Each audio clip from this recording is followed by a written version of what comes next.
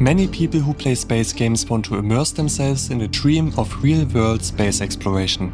A dream they had growing up or maybe even discovered later in life after being inspired by successful missions like the Artemis II lunar flight. 1, 0. Well, in the end, space games are often less about depicting the real world and more about letting us experience what we imagine the future of space exploration could look like. Star Citizen tries to capture this feeling in every possible way. From the moment you step into your spaceship and feel every inch of it as it lifts off, leaves the space station, and touches down on a planet. There are many features that exist purely to immerse you in this dream. Base building is one of those features. It allows you to create your own place in the universe and leave a mark behind that is truly yours. Planets are no longer just places you pass through, they become part of your own story. And many other games like Starfield and No Man's Sky have already shown that base building can be one of the most immersive features a space game can have. So let's take a closer look at what we actually know about base building in Star Citizen.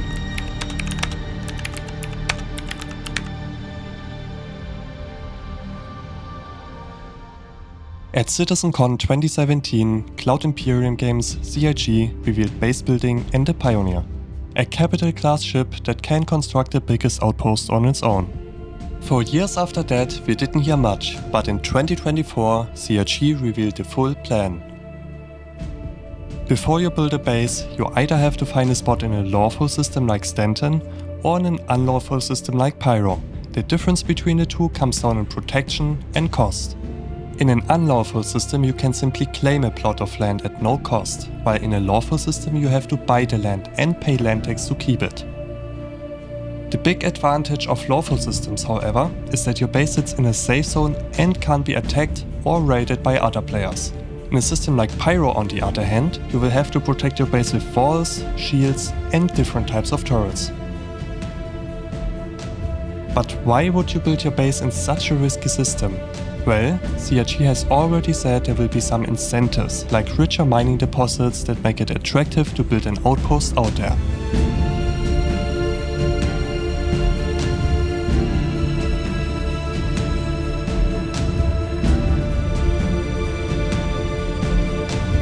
So, you found your perfect spot and want to build your base. How does that work? There will be several base building vehicles equipped with construction drones. When you start constructing a building, those drones automatically collect the resources from your own storage and keep building until the construction timer runs out. Smaller buildings can be finished within a single play session. However, there are different sizes and tiers of modules: small, medium, large and extra large, and each module has 3 or more tiers. The larger the building, the longer construction takes and the more resources are required. The construction UI will show you the different environmental conditions. You will be able to see where you can build, where the terrain is flat enough and where mission locations prohibit you from building. The UI also displays mining deposits, temperature, humidity, soil type, soil depth, nutrient quality, groundwater and other environmental data. These conditions determine which goods you can produce and how efficiently. Now to the modules, some of which we already know. First up is the habitation module. This is where you live and you will be able to decorate it yourself with cosmetics and functional objects like a small crafting machine or player shops for trading with other players. Then there are other buildings like solid and liquid extractors, refineries, construction hubs, landing pads, hangars, freight elevators and even a module where you can craft your own ship. On top of that, CIG has also confirmed farming and ranching buildings, where you can grow crops and keep herds of alien livestock.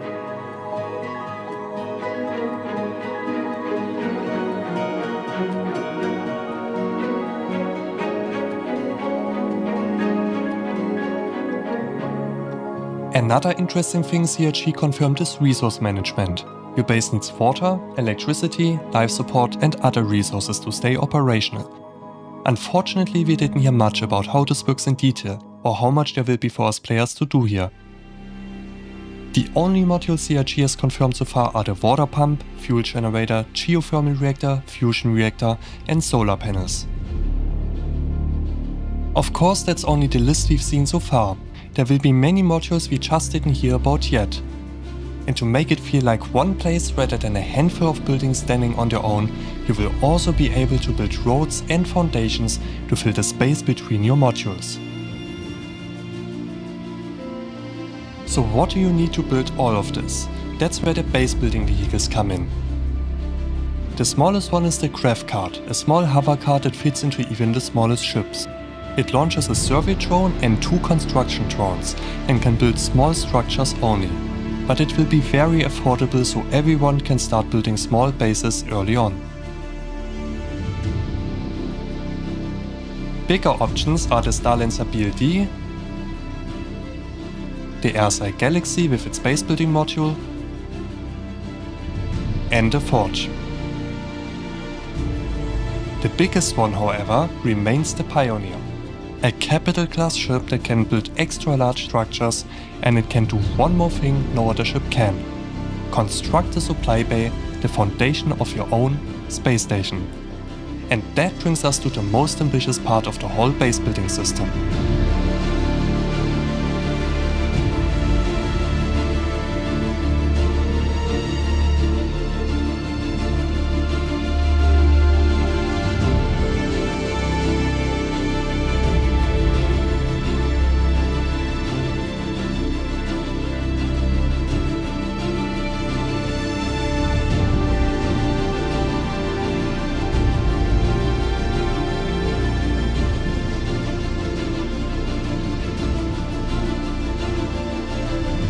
These space stations are endgame base building content for big organizations, and resource management will be a lot harder up there. You need your own logistics network and you have to provide a lot of resources like water to keep your space station running. The supply bay functions like a construction hub. It deploys a swarm of construction drones to build the actual station itself, and the first project will be the station core. It's divided into several decks, and the most important one is the bridge, where you manage your resources, your permissions and all your station modules.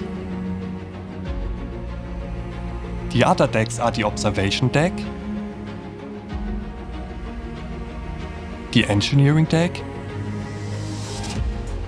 and the hangar deck, and the last one is particularly interesting. Every hangar is connected by a road network, so you can physically drive through the whole station. And the empty space between those roads can be used for further modular expansion. You can build your own rooms like mess halls, habitation areas, infirmaries, generator rooms and your own player shops.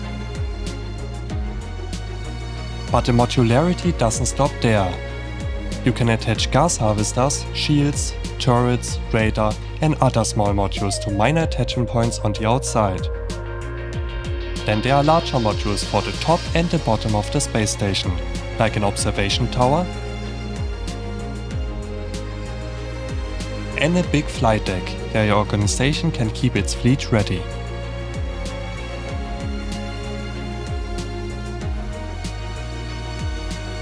And if that's not enough, you can even attach large wings to the side of the station, like a hangar wing, a cargo wing and a refinery wing. And if you want to build even the largest ships in Star Citizen, your organization needs to construct a dry dock. Now your space station is complete. But who said one space station is enough? Because you will be able to create a whole network of space stations, all physically connected. This is content designed to keep even the biggest organizations busy in the endgame.